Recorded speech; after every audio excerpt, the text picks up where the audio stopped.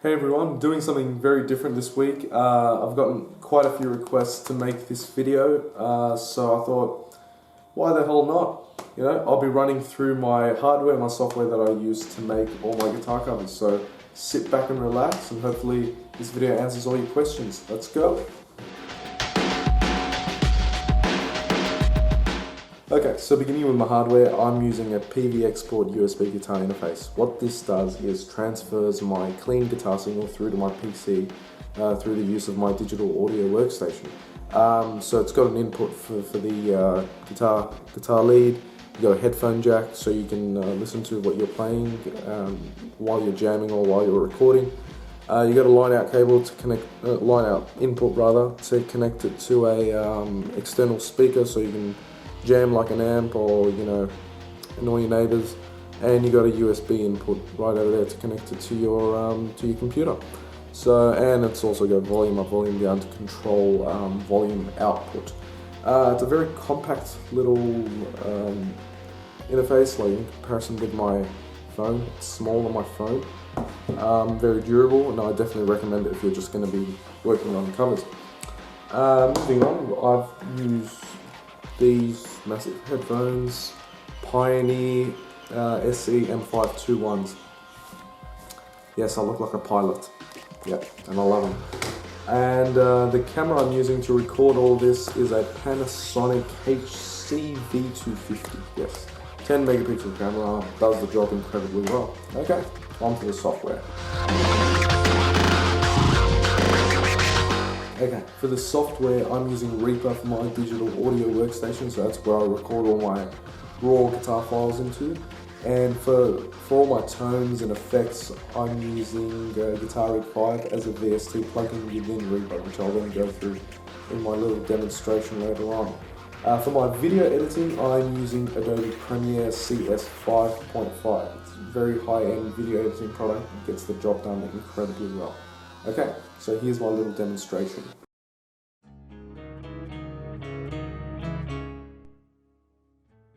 Okay, so this is my basic setup in Reaper. For today's demo, I'll be using my recording for Keys to the Kingdom by Linkin Park, which I used on my full album guitar cover, The Hunting Party. You'll notice that there are a number of different guitar tracks which are used in order to record this cover.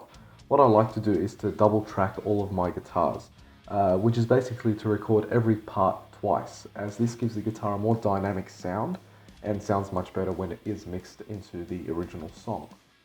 Now the first track is pre-recorded along with all the correct effects, as you can see here, and the second guitar track is recorded live as I am recording my video, which is then split into parts that require the additional effects, which follows suit with the pre-recorded track, as I do not have a pedal for every different effect that's used within a certain song. Now all these tones and effects are achieved through the use of Guitar Rig. Guitar Rig can be accessed using this green effects button right here. After installing Guitar Rig, you should have the VST plugin for Guitar Rig appear when you click this add button. Mine appears right here, as you can see there. I don't need to add it again as I've already got it over here. Now, Guitar Rig models a bunch of different amps, cabs, effects, as you can see here, and comes with a ton of different presets pre-installed. So you can also download extra presets or create your own, which then show up as user presets, as you can see here. Okay, so enough rambling from me. I'm now going to show you the difference between using one guitar track as opposed to using two. Now I'm going to play the intro song using only one guitar track played straight through the center. So here we go.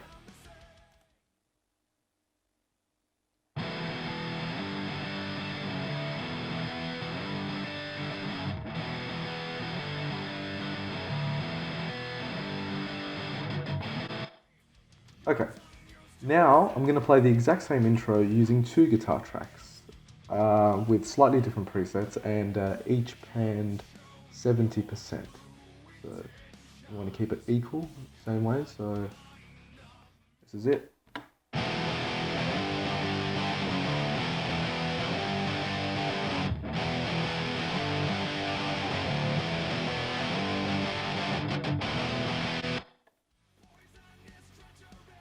Okay, you can notice the difference right away and how much more dynamic the second example is.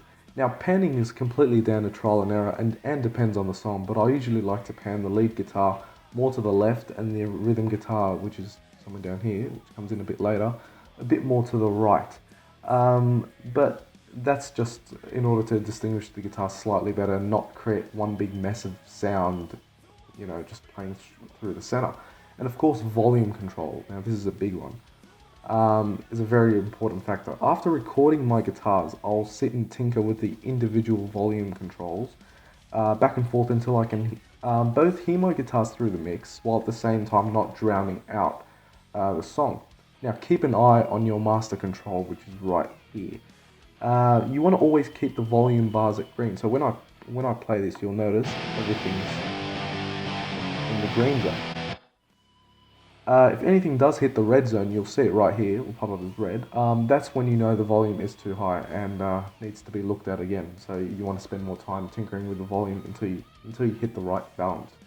So after sitting there for ages figuring out the correct panning and volume settings on my separate guitar tracks, I end up with something like this. So I'm going to play you the section where it's halfway through the solo. Let's go. So from here.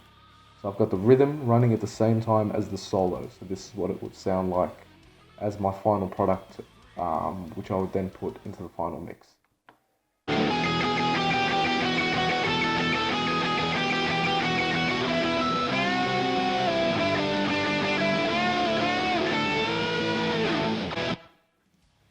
And that's the basic gist of it.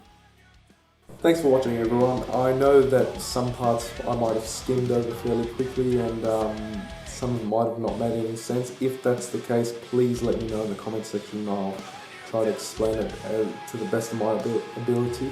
Yeah, so hopefully I'll see you guys very soon. Take care.